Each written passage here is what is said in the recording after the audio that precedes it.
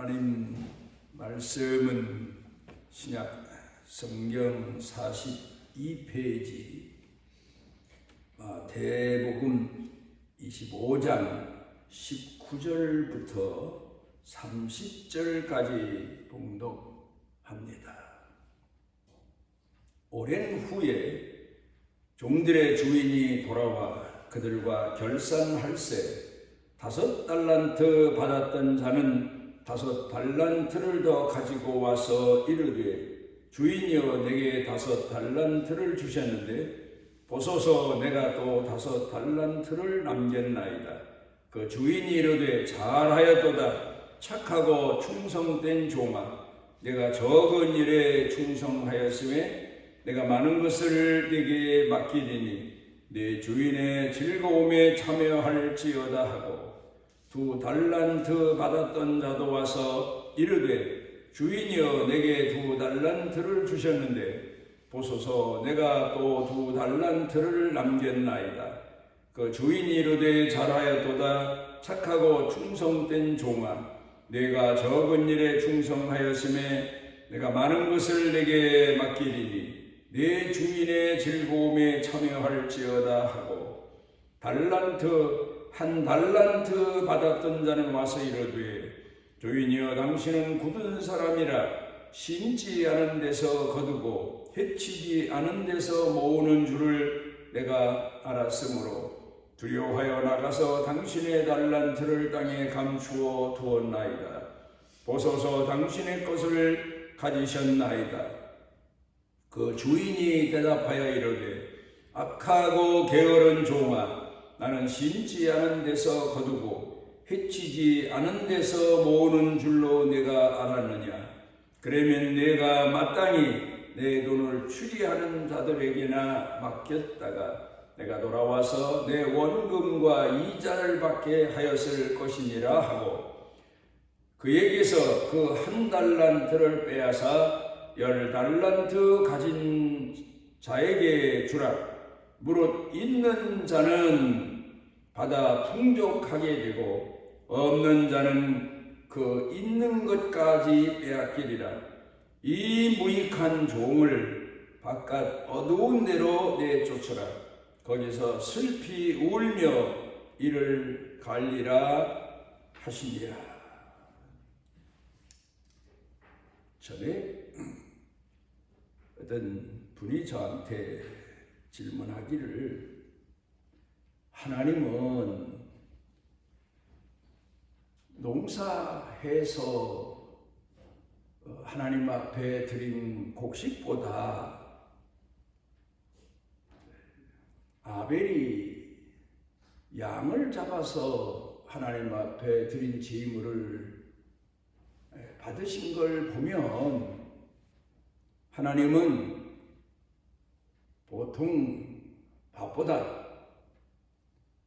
음식 중에서도 고기를 좋아하십니까? 그런 질문을 합니다. 그래서 그 내용에 대해서 여러 가지로 설명을 했던 기억이 납니다. 창세기 4장에 보면은 아벨은 양치는 자였고 가인은 농사하는 자였다.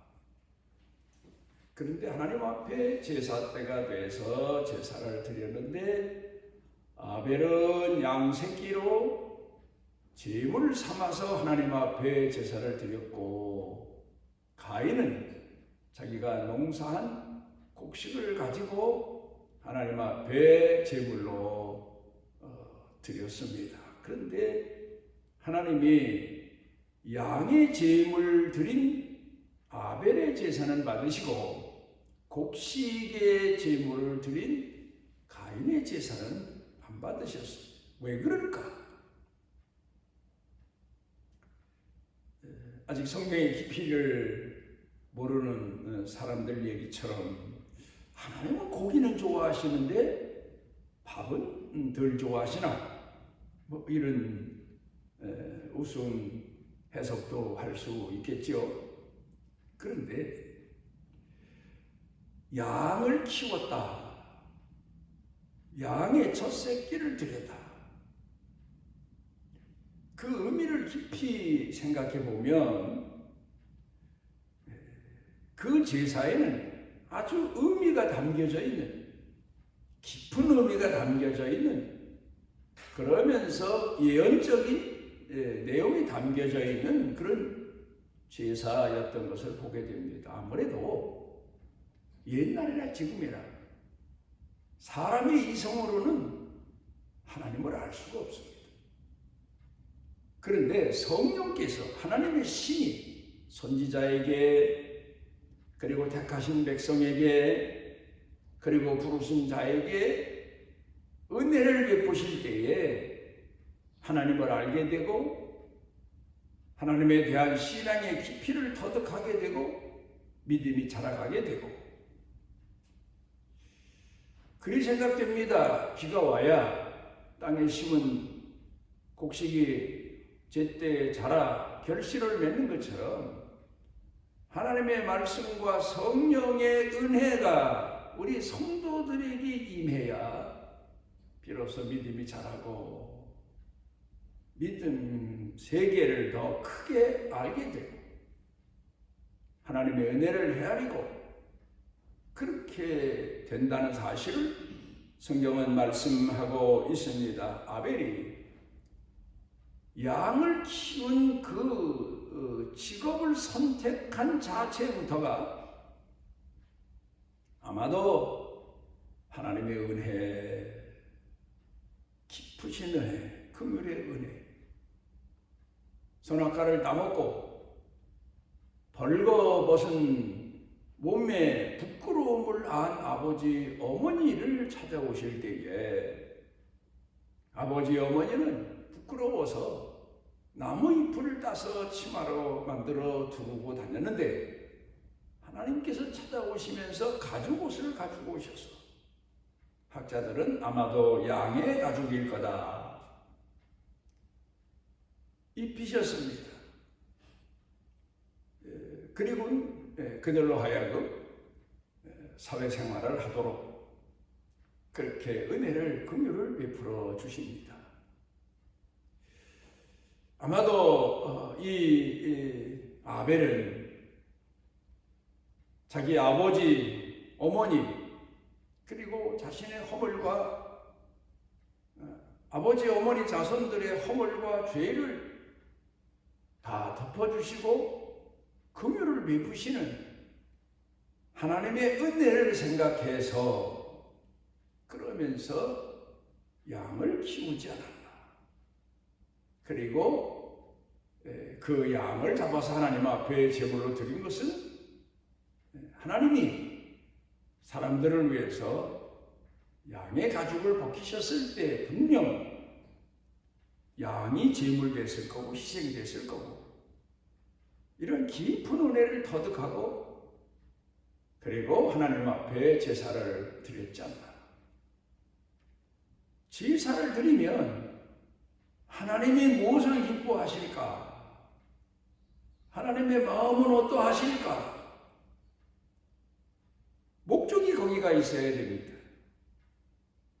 그런데 미련한 사람은 내 방식대로, 내 생각대로, 내 성의껏 그런 얼토당토하는 생각을 가지고 제사한다, 선물한다, 찾아간다, 그런 착각 속에 빠지는 경우가 참 많습니다. 사람이 사람 된다는 것 참 중요한 의미를 가지고 있습니다. 그래서 성경에서는 거듭나야 하나님을 알고 신앙세계를 알고 쭉 가르칩니다. 그런데 사람의 성장 과정을 놓고 봐도 그래요. 어린아이 때에는 내 중심입니다. 어디까지? 내가 제일입니다. 그런데 자라서 사람이 철이 들게 되면 나보다 더 소중한 분이 있다는 걸 알고 나보다 먼저 있던 분을 알게 되고 부모의 은혜를 알게 되고 이성적으로도 거듭나야 성숙한 사회인이 될 수 있는 거죠. 그런데 우리 어른들은 옛날에 이런 교육을 어렸을 때부터 아주 철저하게 잘 시키셨던 것 같아요. 저는 할머니께서 저한테 교육시켜주신 내용을 가끔 생각해 봅니다마는, 옛날에는 이웃 간에 서로 오고 가고 주고받고 정이 많았던 이제 그런 시대였다, 그렇게 말하지만, 어려운 때였지만 뭐 이웃에서 먹을 거라도 가져오면 그거 모르고 철부지가 먼저 입을 내거나 손을 냈다간 혼이 납니다. 엄하게 가르치셨어요. 어른들이 안 계실 때 가져오면 잘 간직해 두었다가 어른들께 보여드려야 됩니다. 음식이든지 뭐 선물이든지. 그러면 이웃에서 음식을 가져오면 잘 간수했다가 할머니 들어오셨을 때 드리면 할머니께서 먼저 한 귀퉁이를 띄어서 입에 넣으시고는, 그리고 나서 하시는 말씀이 너희들 나눠 먹어라. 그렇게 가르치셨습니다. 그렇게 배웠습니다. 어려서 학교를 먼 곳으로 다녔는데, 학교 갔다 오다가 뭐 봄이나 여름이나 갔다 오는 길에 시골이니까 뭐 오디 딸 때도 있고 뽀치 딸 때도 있고, 뭐 가을에는 뭐 머루다래도 있고, 이제 골짜기 고개 넘고 산 넘고 뭐 이러다가 학교를 갔다 오니까 빈 도시락에다 학교 갔다 오면서 뭐 어디라도 뽀치라도 따가지고 옵니다. 갖다 할머니 드리면 한 입 드시고는 너 갖다 먹어라. 그렇게 하셨습니다. 그리고 먹고 싶은 거 참고 할머니 생각하고 가져와서 고맙다. 어른 먼저 구별하는 것, 이걸 어려서 아주 철저하게 교육을 시키셨던 기억이 납니다. 나보다 어른이 먼저다. 이 뭐 우리 집안만이 아니고 옛날 어른들은 어린아이 교육을 그렇게 시키셨습니다. 어른이 계시다. 이 집안에 내가 아무리 젊은이고 무엇인지 할 수 있고 혈기가 넘치는 청년이라도 어른이 계시다. 더 위에는 하나님이 계시다. 재래적 신앙이지만 이런 것을 철저하게 가르치셨습니다. 사람이 흔히 하는 얘기가 저 사람 타락했다, 그렇게 말합니다. 그런데 성경에서 가르치는 교훈을 놓고 보면 나밖에 모른다, 그 말이에요. 아무도 모른다. 이웃도 모르고 어른도 모르고 타락했다, 방종했다, 내 욕망대로 산다, 내 감정대로 산다, 이제 그런 의미 아닙니까? 옛날에 한 동네에 효자가, 소문난 효자가 살았습니다. 그런데 하루는 해가 저물 때 웬 나그네가 지나가다 날이 저물었는데 하루 좀 묵어 갈 수 있겠습니까? 그러니까 이 효자가 밖에 나가서 그 손님을 자기 집 안으로 모시고 들어와서, 뭐 우리로 말하면 옛날에 사랑방이라도 주무시고 가도록 그렇게 배려했겠죠. 그런데 하룻밤 자고 나서 이 손님이 가면서 그 집 효자 보고, 효자라고 소문난 그 아들 보고 하는 얘기가, 참 이 댁의 아드님도 효자인데 제가 저지난 밤에 묵어왔던 소문난 효자분은 더 효자 같습니다. 그런 얘기를 하는 거예요. 그러니까 짐짓 이 사람이 그 소리를 듣고 서운한 거죠. 세상에서 내가 제일 효자인 줄 알았는데 이 손님은 느닷없이 하룻밤 신세지고 가면서 참 대개도 효자지만 내가 저 지난 밤에 더 큰 효자 집에 머물렀다 왔습니다. 그 얘기를 하는 거예요. 도대체 뭘 어떻게 하길래 나보다 더 효자란 소리를 하나? 그래서 그 이튿날 이 소문난 효자가 더 효자라는 사람 집에 찾아가서 갔더니 어머니 혼자 집에 계시고 아들은 나무를 하러 산에 갔던 것 같아요. 한참 후에 기다리고 나니까 나무집을 지고 오는데 짐을 내려놓으니까 이 어머니가 그 아들에게 대야에다가 물을 떠가지고 가서는 발을 씻겨주시면서 발을 씻겨주시고 고생했다 힘들었다 하시면서 칭찬해 주시는 거예요. 그러니까 이 소문난 효자가 깜짝 놀란 거예요. 아니 저 나이가 돼서 어머니가 발을 씻겨주시는데 저건 불효지. 어떻게 저 사람 보고 더 효자라고 할까? 에이, 그 나그네가 잘못 봤구나. 저걸 못 봤구나. 그리고 되돌아서서 집으로 오려고 하는데 이 더 효자란 사람이 잠깐요. 우리 집에 오셨으니까 차라도 한잔하고 가십시오. 그래서 붙드는 바람에 그럼 뭐 차라도 한잔하지. 그리고 앉아서 차를 한잔 나누는데 하는 얘기가 제 어머니가 제 발을 씻겨주시는 모습을 보고 실망하셨죠.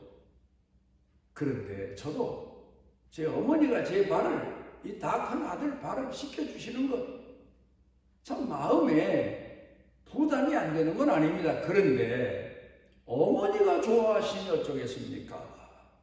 어머니가 기뻐하시니 어쩌하겠습니까? 그 말을 듣고 이 효자란 소문났던 사람이 깨달았다고 합니다. 어머니가 기뻐하시니까. 그래, 나는 지금까지 내 방식대로 옛날 사람들이 얘기한 대로 효자처럼 살았지만 어머니가 정말 기뻐하시는지 안 기뻐하시는지 그 생각을 깊이 해보지 못했구나. 그리고 돌아왔던 이야기가 있습니다. 그래요. 미련한 사람은 가끔 보면 어느 집에도 다녀보면 부모를 가시방석에 앉혀놓고 섬기는 것처럼 효도하는 것처럼 그런 집들도 제가 많은 집들을 방문해 보면서 다 본 건 아니지만 이 집안은 자녀들이 부모를 가시방석에 앉혀놓고 효도하는구나 그런 생각을 하고 나온 적이 있었어요. 부모 마음이 어떠하신지를 헤아리는 게 참 중요한 거죠. 부모 마음. 탕자 형이 아버지 마음을 헤아리며 아버지를 섬겼으면 탕자가 돌아올 때 그렇게 기뻐하시는 아버지를 보고 함께 기뻐하고 아버지가 기뻐하시니까 동생을 끌어안고 참 너 잘 왔다. 아버지가 널 얼마나 사랑하시는 줄 아느냐? 그렇게 격려했을 거 아닙니까? 근데 저는 아버지 재산을 다 갖다가 창녀들과 먹어버린 저 못된 놈이 왜 죽지 않고 살아서 집에 돌아와서 아버지가 왜 또 아버지에 대한 원망, 동생에 대한 원망, 원망을 하는 걸 보면 도무지 지금까지 아버지 마음을 헤아리지 못한 거예요. 밤잠을 못 주무시고 때에 따라서는 식음을 전폐하시고 아들 생각 때문에 그런 그 아버지 깊은 마음을 헤아리지 못하고 나는 아버지를 잘 섬겼는데 이야기를 했다는 말입니다. 거듭난다는 것 참 중요합니다. 이 교회 섬기는 일도 그래요. 많은 사람들이 신앙생활하며 나름대로 교회를 섬깁니다마는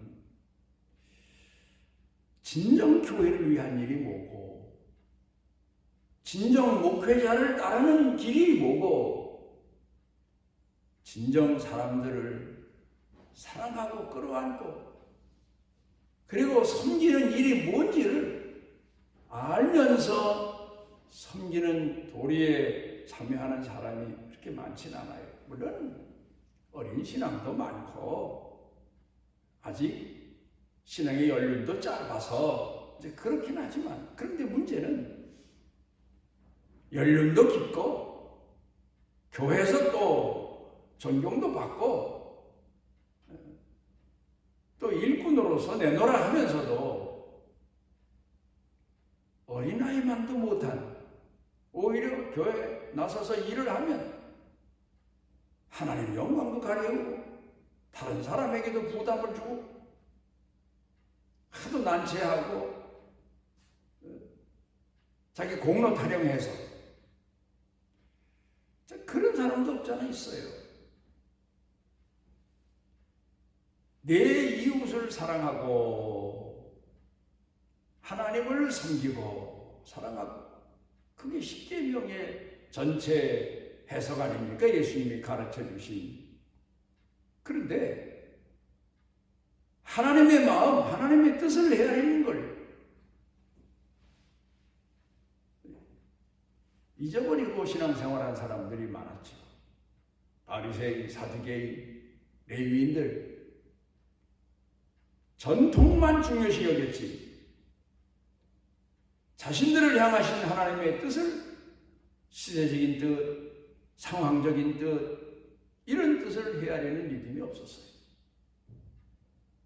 그리고 이웃사랑이 뭡니까? 법만 지켰다고 이웃을 사랑했다고 할 수 있겠습니까? 예수님이 비유를 들어 말씀하신 것처럼 죽어가는데 뭐 거기 가서 왜 사마리아로 내려갔느냐? 예루살렘 사람이 너는 하나님이 벌 주신 거다, 이런 착각하면서 쓸데없는 자기 나름대로의 판단하면서 피해가고, 그런데 사마리아 사람은 찾아가서 끌어안고 그를 살려내기 위해서 부단히 애를 쓰고 치료비를 지불하고, 그게 진정한 사랑 아닙니까? 이웃을 사랑할진대 이웃의 마음을 헤아릴 줄 알아야 돼요. 내 이웃에 누가 있습니까? 내 주변에. 뭐 어떤 사람은 나보다 더 나아 보이고 잘 살아 보이고 나아지게 사는 사람도 있고, 어떤 사람은 나만 못한 사람도 있고, 저것도 인간인가 하는 사람도 있지만 중요한 건 그거예요. 예수님께서 주변에 있는 사람들 모두의 그 마음의 아픔을 헤아리시고 상처를 쌈 끌어안으시고 어루만져 주시고, 백부장의 믿음이 왜 크다고 칭찬하셨습니까?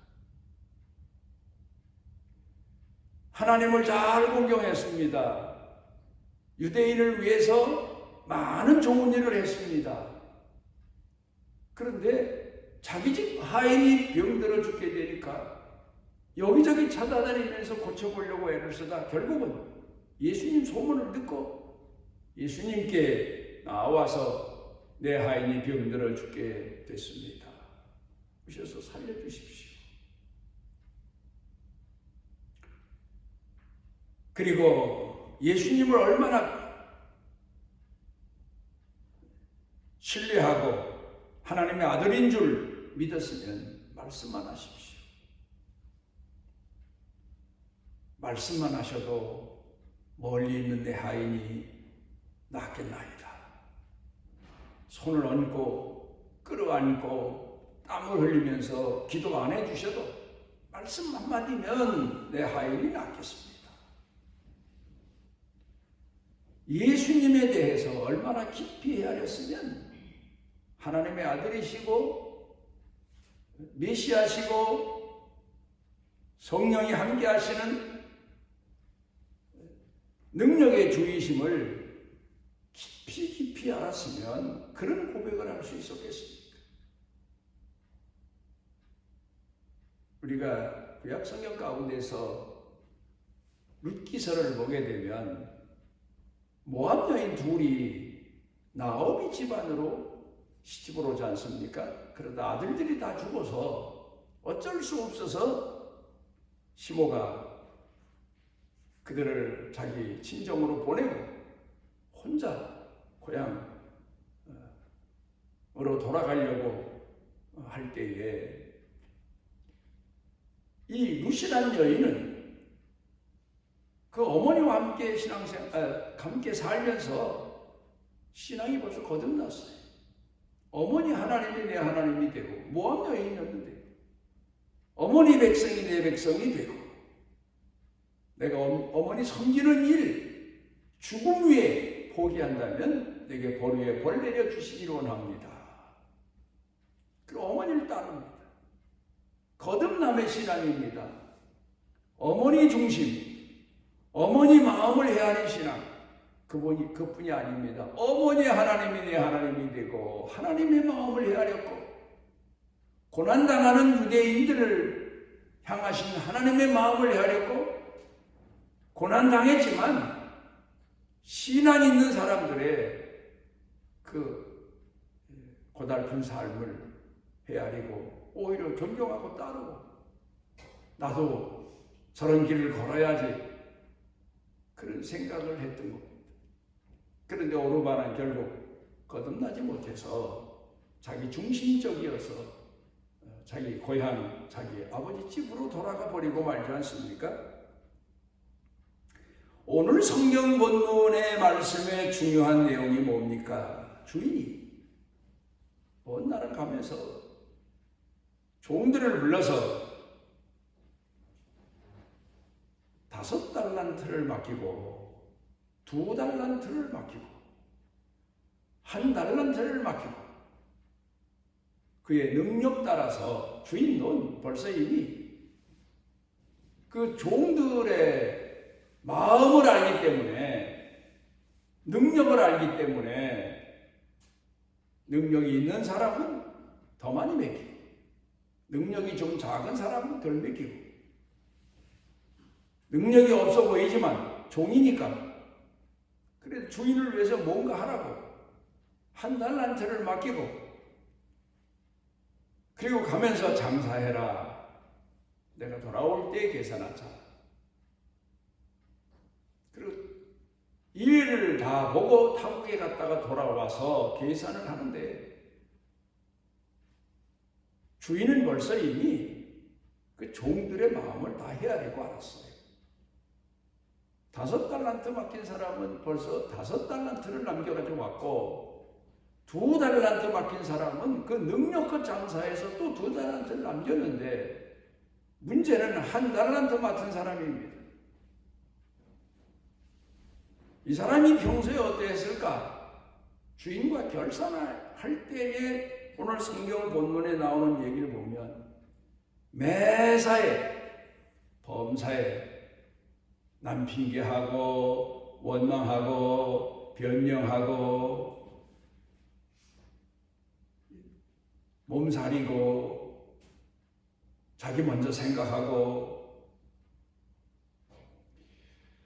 성경을 통해 보면 가르치시는 교훈이 종은 주인의 소유입니다. 그러면 주인의 마음을 헤아려야 되죠. 오늘도 우리 기독교가 문제가 뭔가 하면 나 잘 되자고 예수 믿고 나 천당 가자고 예수 믿고 나 복 받자고 예수 믿고 이 신앙은 우상숭배의 신앙이나 다를 바가 없습니다. 우상숭배를 왜 합니까? 나 잘 되고 자손 잘 되고 건강하고 복되고 그런데 우리 그리스도인들의 신앙은 하나님의 마음을 알고 하나님의 뜻을 알고 그리고 하나님 앞에 충성하고 헌신하는 그런 신앙으로 사는 겁니다. 왜요? 하나님이 오셔서, 예수님이 오셔서, 하나님의 아들 예수님이 이 땅에 오셔서 우리에게 보여주신 삶의 모습이 그렇지 않습니까? 하나님의 마음을 헤아리고 하나님을 기쁘시게 하는 것.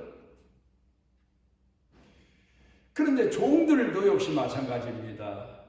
주인을 기쁘시게 하기 위해서 종으로 선택된 거고 그 집안의 종으로 주인을 섬길 수 있는 특권을 부여받은 거죠. 그런데 이 한 달란트 받은 사람은 자기 주인을 율법적인 주인으로, 엄한 주인으로, 왜 그렇게 알았을까? 평소에 주인이 먼 나라 가기 전에 늘 주인으로부터 책망만 받았던 것 같아요. 야단을 맞았던 것 같아. 칭찬 한 번 듣지 못했던 것 같아요. 왜? 칭찬 들을 일을 해 칭찬받죠.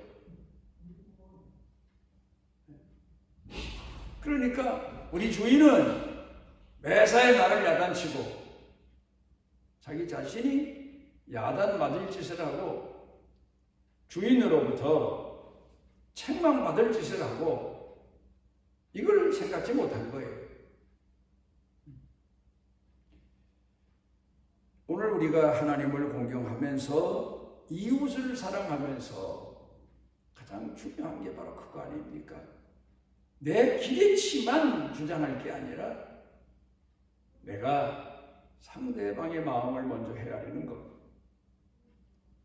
이 한 달란트 받은 종이 주인의 마음을 5달란트, 2달란트 받았던 사람들처럼 헤아렸다면 열심히 장사했을 겁니다. 그렇지. 우리 주인이 기뻐하실 텐데 주인을 기쁘시게 하기 위해서는 주인은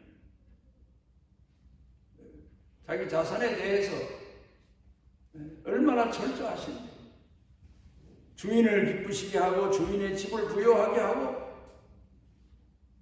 이게 중요한 겁니다.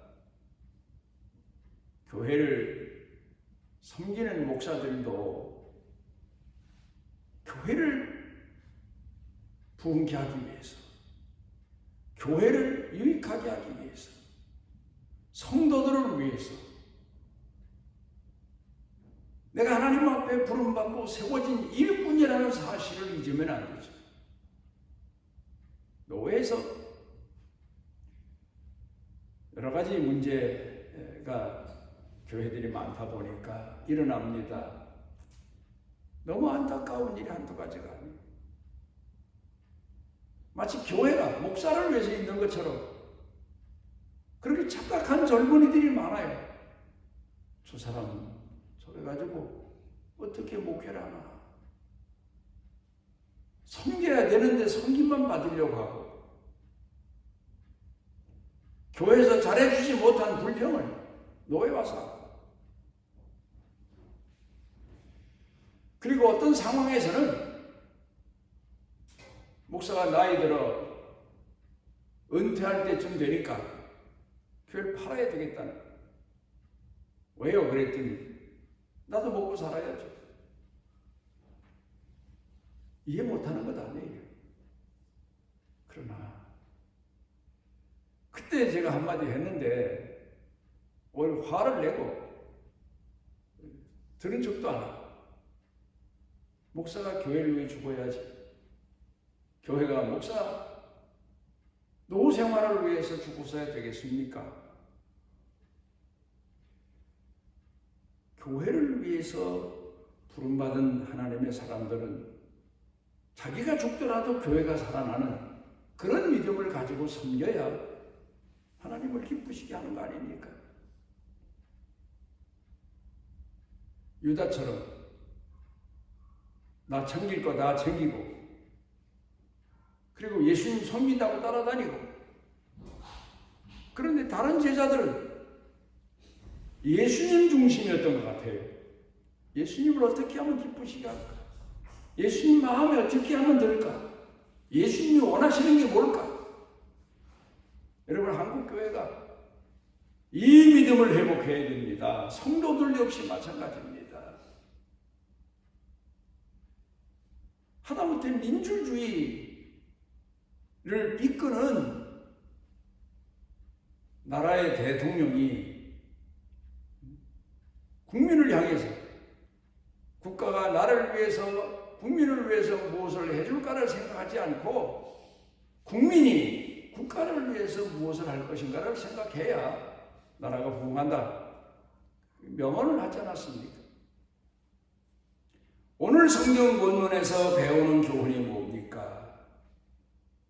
주인의 마음을 헤아리고 주인이 기뻐하시는 일이 무언가를 자기 삶의 전부로 삼고 산 5달란트, 2달란트 받은 사람은 주인의 기쁨에 참여를 했는데 내 유익, 내 편함 이것만 계산한 1달란트 받은 사람은 있는 것조차 빼앗겨서 결국 내 쫓김을 받게 되는 이야기를 예수님께서 가르쳐 주시고 계십니다. 우리가 어느 관계든 마찬가지예요. 부모와 자식도 그렇고 부부간에도 그렇고 형제간에도 그렇고. 저는 참 제 부모님들, 아버지 형제분들로부터 참 귀한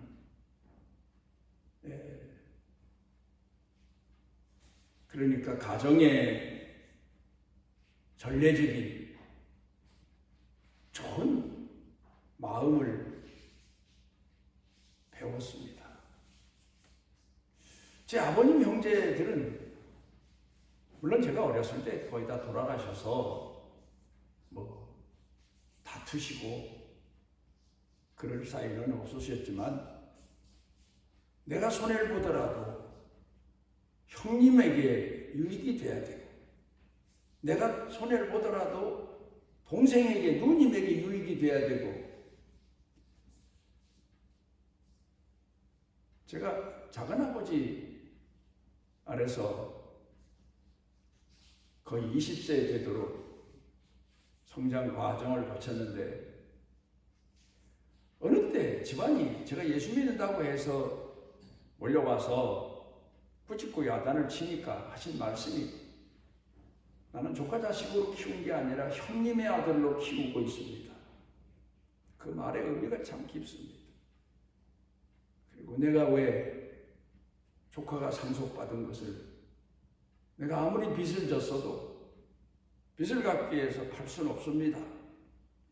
그런 할머니와의 대화 뭐 이런 얘기들이 생생하게 기억에 남아있습니다. 여러분 우리가 오늘 성경 본문에서 배우는 교훈이 뭡니까? 십계명으로 돌아가서 보면 하나님을 사랑하고 이웃을 사랑하는 의미가 뭡니까? 그 마음을 헤아리는 거예요. 기도하십니다. 오늘 우리를 지극히 사랑하셔서 주의 전에 모아주시고 우리 자신이 마땅히 하나님 앞에서 가져야 될 신앙의 도리를 가슴에 새길 수 있도록 은혜해 주셔서 감사를 드립니다. 예수님 이름으로 기도하옵나이다. 여호와께서 그 날개 아래 보호를 받으러 온 내게 온전한 상 주시기를 원하노라. 우리의 선한 목자이시며 우리를 섬기시고 우리를 위해서 십자가에 못 박혀 피 흘려 죽으심으로 우리 죄값까지 치러주신 우리 주 예수 그리스도의 무한하시는 해와 우리를 아들까지 내어주시며 구원해 주신 아버지 하나님의 망극하신 사랑과 우리 속에 내재하셔서 우리를 깨우쳐 주시고 일으켜 주시고 위로해 주시고 힘에 힘을 더해 주시고 하나님 사랑하게 하시는 성령님의 능력의 은총이 사랑하는 자녀들의 생각, 마음, 영과 육 그리고 사는 생활, 온 가족, 일 더 경영, 온 교회 중에 넘치고 넘치도록 함께 하시기를 축원하옵나이다.